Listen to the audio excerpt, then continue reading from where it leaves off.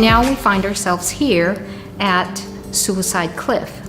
Not unlike Bonsai Cliff, which is down below, the civilian jumps also occurred here. And they started in the evening of 9th July, 1944, specifically soon after 4:15 in the afternoon, when U.S. forces declared that Saipan was now under U.S. control. The civilian jumps often included families huddling around the patriarch of the family who had a grenade, and he would pull the pin. Those around him would perish right alongside him. There are other instances where the entire family, again huddled together, would make the jump simultaneously or as a collective unit. There are those that made the jump but survived. There is one story of a gentleman, a Japanese gentleman, who was a schoolboy during 1944, and he and his friend, classmate, were trying to make it to the north end of Saipan from Garapan village.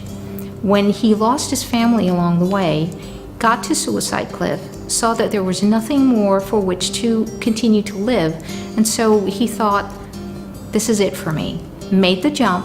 However, his shirt was caught on a tree limb as he was making that over 100-foot drop along the face of Suicide Cliff.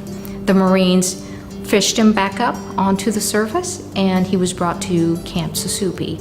He is still, to this day, looking for his two sisters, which he firmly believes are still living. Suicide Cliff is also, or was also, home to the ancient Chamorros. We have stories passed on from generation to generation about how the ancient Chamorros lived in that part of Saipan. And that part of Saipan is also very commonly known in cultural circles as the pathway that fruit bats take from their habitat, where we have larger trees and where they fly at night in search of food. And so the ancient Chamorros, they would stand on these ledges and for about 2 weeks, and they would observe the flight pattern of these bats. Then they would find the largest tree and the sturdiest limb, and from that limb they would use nets woven out of coconut fiber, and they would net the bats from behind.